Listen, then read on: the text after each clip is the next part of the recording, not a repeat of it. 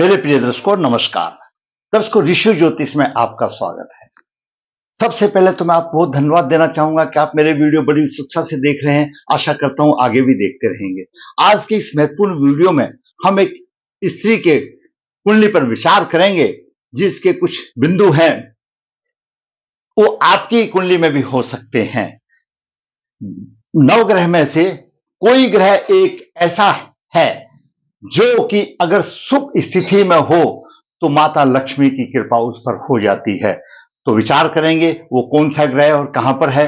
दूसरा, उसके दांपत्य जीवन में विचार करेंगे, उसका दांपत्य जीवन कैसा होगा और व्यवसाय का। इन तीन चीजों पर विचार करेंगे। थोड़ा स्वास्थ्य भी कैसा रहेगा उस पर भी विचार करेंगे। तो मेरे वीडियो पर आप अंत तक बने रहिए।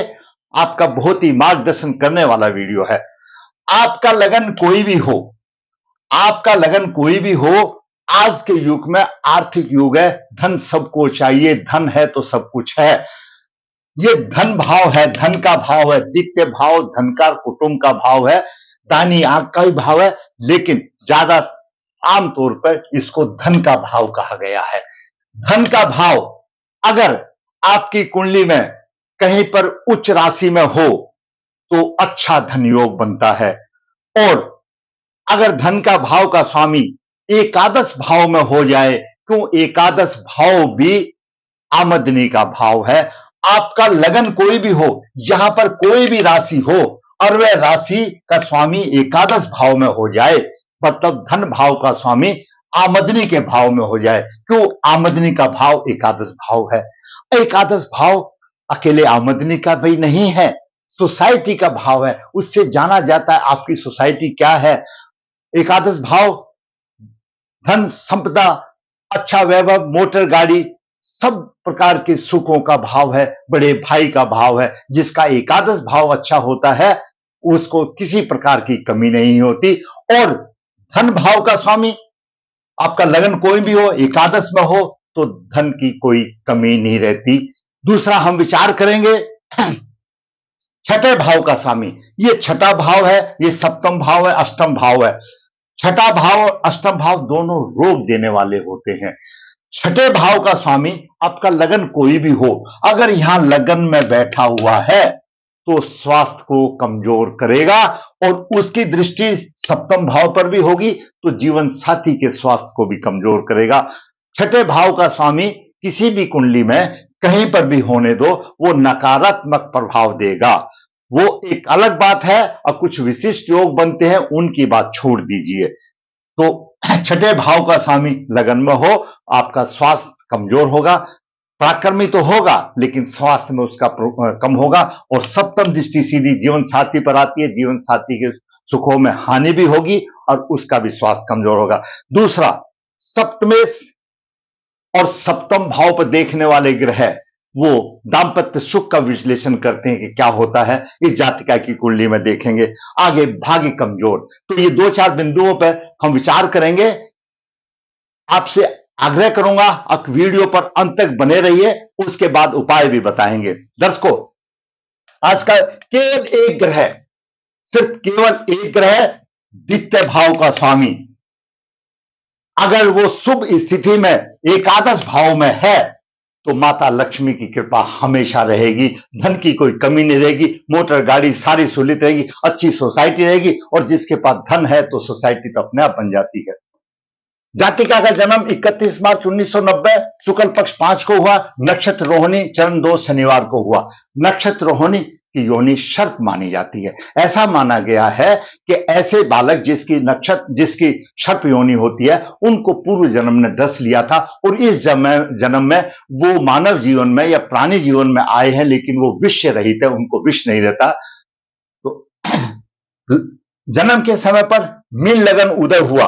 मीन लगन में सूर्य की 16 डिग्री 20 अंश है और बुध 28 डिग्री लेकर के नीच राशि में है, अस्त है। बुध सूर्य से अस्त है और नीच राशि में है। तृतीय भाव में चंद्रमा उच्च राशि में है। चतुर्थ भाव में लग्नेश गुरु मिथुन राशि में 8 डिग्री 56 मिनट लेकर के बैठा हुआ है और पंचम भाव में केतु शत्रु राशि में 20 डिग्री लेकर के विराजमान है। एकादश भाव में शुक्र 29 डिग्री 52 मिनट, बस जस्ट जाने वाला है, मृत अवस्था में, कोई फायदा नहीं है तो है। और उसके बाद उच्च राशि में मंगल है, द्वितीय भाव का स्वामी एकादश भाव में उच्च राशि का है, तो माता लक्ष्मी की कृपा तो अपने आप हो गई। राहु 20 डिग्री लेकर विराजमान है, एकादश भाव में राहु भी खूब धन का लुटा देता है, सामवेद दंडवेद किसी तरह से भी हो, धन का लुटा देता, बात धन की हो रही है। शनि 0037 है, मृत अवस्था में, कोई प्रभाव नहीं है यहां पर, शनि का भी कोई प्रभाव नहीं मानो, और शुक्र का भी प्रभाव नहीं, और बुध का भी हम ये मानते कोई प्रभाव नहीं, अस्त हो गया तो कोई प्रभाव नहीं। दर्शकों, मीन लगन इनके स्वामी गुरु हैं, इनका स्वभाव ईश्वर के प्रति श्रद्धावान होता है, इनके सामाजिक विचार होते हैं, अच्छी बातचीत करने की इनकी कला होती है, और ये अतिथि सेवक माने जाते हैं, आत्मविश्वासी के धनी हैं। लग्नेश चतुर्थ भाव में है, लग्नेश कोई भी आपका लगन का स्वामी हो, चतुर्थ भाव में हो, तो माता पिता की सेवा करने वाला, और व्यवसाय आदि का अच्छा मिलता है, मकान का सुख अच्छा मिलता है। गुरु पंचम दृष्टि से यहां पर अष्टम भाव को देख रहा है, आयु लंबी होगी। सप्तम दृष्टि से गुरु यहां पर व्यवसाय भाव को देख रहा है, व्यवसाय अच्छा होगा, 4 चांद लग जाएंगे, व्यवसाय अच्छा होगा।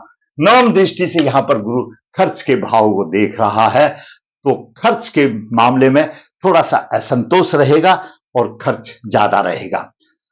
अब बात करते हैं सूर्य की, क्यों गुरु तो लग्नेश था, इसलिए हमने पहले लगन क्या देगा हम मोटे शब्दों में बता दिया।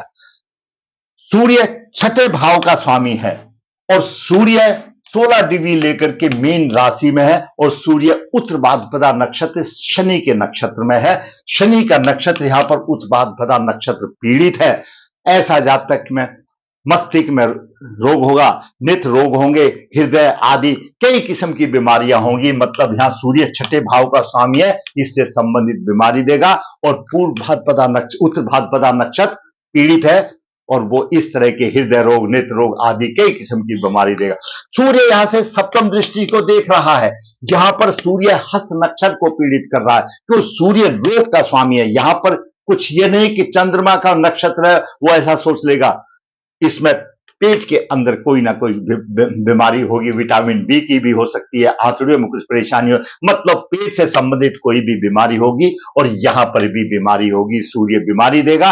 और सूर्य जब सप्तम दृष्टि को यहां देख रहा है, तो जीवन साथी के पक्ष में नकारात्मक प्रभाव देगा, सूर्य नकारात्मक प्रभाव देगा जीवन साथी के पक्ष में। अब बात करते हैं चंद्रमा की। चंद्रमा 10 को पंचम भाव का स्वामी है, और तीसरे भाव में उच्च राशि में है। चंद्रमा एक शुभ ग्रह है, तीसरे भाव में पाप ग्रह होता है तो पराक्रम अच्छा होता है। शुभ राशि में शुभ चंद्रमा हो गया, सिद्धांत के मुताबिक तो साहसी होना चाहिए, लेकिन एक शुभ ग्रह कितना प्रभाव देगा, वो थोड़ा सा देगा प्रभाव, उसके बाद हताश होकर के ढिल्ला बैठ जाएगा। भाई बहन का सुख होगा। सप्तम दृष्टि से भाग्य की हानि करेगा, नीच दृष्टि से देख रहा है, भाग्य की हानि करेगा। ऐसा जातक थोड़ा सा पराक्रम दिखाता है, लेकिन बाद में थोड़ा सा ढीला हो जाता है, और वो कुछ काम नहीं कर पाता, क्योंकि चंद्रमा है, चंद्रमा स्वादित, चंद्रमा शुभ ग्रह है, मन का कारक है, माता कारक है, क्या प्रभाव देगा। यहीं पर अगर आप ग्रह हो, उग्र ग्रह हो, तो पराक्रम के अच्छे लग जाते हैं। उसके बाद देखेंगे चंद्रमा पीड़ित भी है नहीं पीड़ित है, पहले प्रभाव देख लेते हैं। उसके बाद देखते हैं मंगल। मंगल दर्शकों द्वितीय भाव का स्वामी और नवम भाव का स्वामी है, और उच्च राशि में मंगल है। लक्ष्मी माता की कृपा, जब द्वितीय भाव का स्वामी, आपका भी ये द्वितीय भाव का स्वामी एकादश में हो, तो दर्शकों ऐसा जातक व्यवहार कुशल होगा, नीतिज्ञ होगा, लोकपालक होगा, समाज में उसको प्रसिद्धि मिलेगी, मानी पुरुष होगा। ये मानता है कि ऐसे आदमी को पैतृक संपत्ति नहीं मिलती, लेकिन अपने बाहुबल से वो दुनिया भर की संपत्ति बना लेता है। उसके बड़े बड़े उद्योग होते हैं, पूंजीपति हो जाता है, और वह उसकी सर्व जय जयकार होती है और जीवन को वो उच्च शिखर पर ले जाता है, लेकिन वो शुभ स्थिति में होना चाहिए। यहां पर मंगल के साथ राहु है, थोड़ी सी दिक्कत है। मंगल के साथ राहु है, थोड़ी सी दिक्कत है। मैं आपको साधारण तौर पर बताया, द्वितीय भाव का स्वामी अगर एकादश में हो तो माता की कृपा, इसमें थोड़ी सी त्रुटिपूर्ण प्रभाव रहेगा। बात करते हैं बुध की। दर्शकों, बुध चतुर्थ भाव का स्वामी है, सप्तम भाव का स्वामी है। बुध केंद्राधिपति दोषी है। जब कोई भी ग्रह दो केंद्रों का स्वामी हो जाता है, लग्नेश को छोड़ दो, लग्नेश का भंग हो जाता है, अगर वो किसी त्रिकोणेश के साथ में हो तो उसका भंग हो जाता है। तो बुध वैसे ही अस्त है, प्रभावहीन है, नीच राशि में है, लेकिन सूर्य से 12 डिग्री पर है, जस्ट उदय होने वाला है। थोड़ा सा प्रभाव देगा और अपनी राशि को यहां पर देखेगा, थोड़ा सा जीवन साथी के पक्ष में थोड़ा सा अच्छा देगा, क्योंकि 16, 12, 28, 12 डिग्री करीब है तो कुछ तो देगा, ऐसा नहीं है बिल्कुल नहीं देगा, थोड़ा सा देगा, जो कि एक काम चलाने वाली बात है। ऐसा नहीं है कि बहुत अच्छा होगा, त्रुटिपूर्ण प्रभाव देगा, उसको यह कह सकते हैं जीवन साथी के पुरुष में त्रुटिपूर्ण प्रभाव देगा। अब बात करते हैं शुक्र की। दर्शकों, शुक्र कोई भी कुंडली होने दो, किसी का भी भाव का स्वामी होने दो, चाहे पुरुष जातक हो या स्त्री जातक हो, पुरुष दाम्पत्य सुख का देने वाला है। शुक्र लक्ष्मी है, शुक्र बेटी है, शुक्र बहन है, शुक्र माता है, शुक्र स्त्री है। जैसे बोलते हैं ना, आपकी स्त्री घर की लक्ष्मी होती है, और शुक्र, जिसका शुक्र बलवान है उसको सभी प्रकार के भौतिक सुख मिलते हैं, दाम्पत्य सुख भी अच्छा मिलता है। जिसका अगर सप्तमेश किसी वजह से मतलब अशुभ प्रभावी है या कमजोर है प्रभाव देने में, और शुक्र भी कुंडली में बलवान है, तो उसका दाम्पत्य सुख अच्छा हो जाता है। लेकिन यहां पर शुक्र 29 डिग्री 52 मिनट लेकर के बैठा हुआ है, कहीं का भी नहीं है, तो वो भी ठीक नहीं है, वो भी शुभ स्थिति में नहीं है और मृत अवस्था में है। अब बात करते हैं शनि की। दर्शकों, शनि एकादश भाव का स्वामी, द्वादश भाव का स्वामी है, 00:37 मिनट लेकर के बैठा हुआ, मृत अवस्था में प्रभावहीन है, इनकी कोई गिनती नहीं। अब बात करते हैं राहु की। राहु एकादश भाव में है, विदेश योग बनाता है, पर्यटन योग बनाता है, आमदनी की विशेष वृद्धि होती है, और ऐसे बालक चाहे स्त्री हो किसी हो, अधिक मुनाफा खाने वाले होते हैं। परेशानी का सामना तो उनको करना पड़ता है, लेकिन हिम्मत नहीं हारते, गुप्त तरीके से कुछ ना कुछ युक्ति से अपनी पैनी सूझबूझ होती है, इनकी बहुत पैनी सूझबूझ होती है और पराक्रमी होती है, धन कमाते हैं। राहु पंचम दृष्टि से पराक्रम भाव को देख रहा है, पराक्रम की वृद्धि होगी, लेकिन पंचम दृष्टि से राहु चंद्रमा को पीड़ित कर रहा है। चंद्रमा पीड़ित है तो मनोबल कमजोर हो जाता है। राहु की पंचम दृष्टि है, चंद्रमा को पीड़ित कर रहा है। यहां पर मंगल के ऊपर भी राहु मंगल का प्रभाव है, थोड़ा सा इसको भी हम ये कहेंगे अक मंगल पीड़ित है। राहु सप्तम दृष्टि से पंचम भाव को देख रहा है। संतान शिक्षा में थोड़ी सी परेशानी आएगी, शिक्षा तो दे देगा लेकिन संतान में परेशानी आएगी। परेशानी का मतलब है संतान होगी तो अयोग होगी, योग नहीं होगी, वैमनस्य बना रहेगा। राहु की नवम दृष्टि यहां पर सप्तम भाव पर है, यहां पर सबसे बड़ी बीमारी आ गई, क्योंकि ऐसे जातक का जीवन साथी से अनबन रहेगी, उससे अनुभव रहेगी, जीवन साथी से मधुरता नहीं रहेगी, जीवन साथी से, क्यों राहु का भी प्रभाव आ गया और सूर्य का प्रभाव आ गया। एक का प्रभाव हो तो चल जाता है, सूर्य का भी अशुभ प्रभाव है और राहु का भी अशुभ प्रभाव है, क्योंकि मीन लगन के लिए राहु एकारक है और सूर्य छठे भाव का स्वामी है। दोनों का प्रभाव सप्तम भाव पर आ गया और सप्तमें अस्त हो गया, त्रुटिपूर्ण प्रभाव दे रहा है, तो दाम्पत्य जीवन में मधुरता की कमी की बात आ गई, कारण चाहे आगे कुछ भी बनता रहे। यहां पर राहु जीवन साथी को भ्रमित भी कर सकता है, यहां पर राहु जीवन साथी को भ्रमित भी कर सकता है। ऐसी जातिका का जीवन साथी भ्रम में डूब जाएगा, चाहे कुछ भी कारण होने दो। अब बात करते हैं केतु की। केतु पंचम भाव में है, संतान पक्ष में कष्ट होता है, भाग्य में अवरोध होंगे, भाग्य भाव में अवरोध होंगे, और नवम दृष्टि से यहां पर केतु लगन भाव को देख रहा है, दिमाग अस्थिर होगा, लगन भी पीड़ित होगा, और यहां पर लगन के साथ साथ सूर्य भी पीड़ित होगा। सूर्य भी पीड़ित हो गया और चंद्रमा भी पीड़ित हो गया। दोनों ग्रह पीड़ित हो गए। एक राहु ने पीड़ित कर दिया, दूसरा केतु ने पीड़ित कर दिया। अब सूर्य का प्रभाव और बढ़ गया, क्यों? केतु सूर्य को पीड़ित कर रहा है और पीड़ित ग्रह अपना प्रभाव दे रहा है, वो गुस्से में तो और तेज प्रभाव देगा। तो यहां पर यह हालत हो गई, यहां पर सूर्य का प्रभाव केतु का भी प्रभाव लेकर के आएगा और दाम्पत्य सुख वाला सप्तम भाव पीड़ित हो गया, समस्याएं आ गई। दाम्पत्य सुख में समस्याएं आ गई। धनेश एकादश भाव में माता लक्ष्मी की कृपा तो होगी, पैसे की कोई दिक्कत नहीं, गाड़ी घोड़ा सब मिल जाएगा। छठे भाव का स्वामी स्वास्थ्य कमजोर बता, छठे भाव का स्वामी सूर्य स्वास्थ्य कमजोर होगा और जीवन साथी का भी स्वास्थ्य कमजोर होगा। सप्तमेश अस्त है, सप्तम भाव का स्वामी अस्त है, त्रुटिपूर्ण प्रभाव देगा, लेकिन राहु और सूर्य ने बेड़ा गर्क कर दिया और पूरी विवादी दाम्पत्य सुख में कमी का कारण बन गया। भाग्य कमजोर, चंद्रमा की नीच दृष्टि है और केतु का दृष्टि है, भाग्य में कमजोरी की बात आ गई। तो इस दर्शकों ये बात मैंने आपको बताया। और अभी जातिका की गुरु की महादशा चल रही है, गुरु लग्नेश है 37 तक।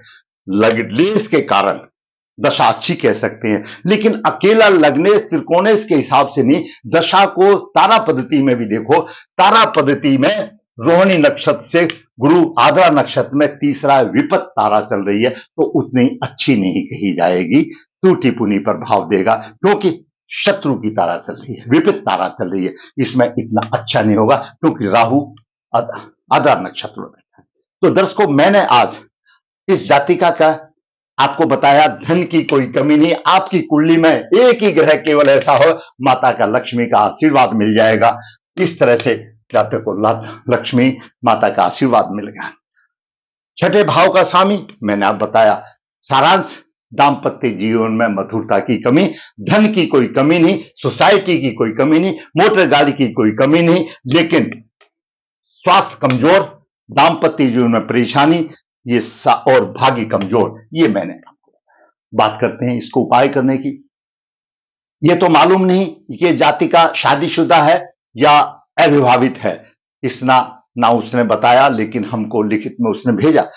अगर हम मान के चलते हैं अविवाहित में, अगर ऐसा कोई जातक, ऐसा पुरुष या स्त्री या कन्या अविवाहित है, तो प्रबल पितृदोष बन जाता है, प्रबल पितृदोष बन जाता है, सूर्य चंद्रमा पीड़ित है, मंगल राहु के साथ शापित योग बन जाता है। तो दोष निकाल करके अगर लड़की है कुंभ विवाह करके विवाह करे, लड़का है तो अर्क विवाह करके विवाह करे और फिर छोड़ दे, प्रभु के ऊपर जाने दो।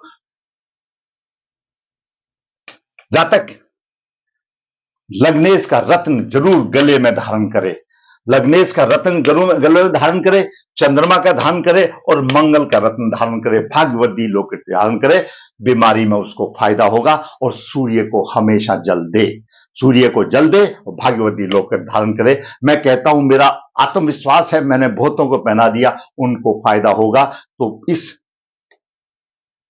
गुड़िया को भी फायदा होगा, इसको भी फायदा होगा, आपका भी कुछ ऐसा है तो उसको भी फायदा होगा। दर्शकों, मैंने आज एक होनहार स्त्री जातक की कुंडली का विश्लेषण किया, आपका भी मार्गदर्शन किया, इस वीडियो के थ्रू उसका भी मैंने मार्गदर्शन किया। मैंने उसको प्रोमिस किया कि आप मेरे चैनल पर बने रहिए, आपको ज्ञान की वृद्धि होगी।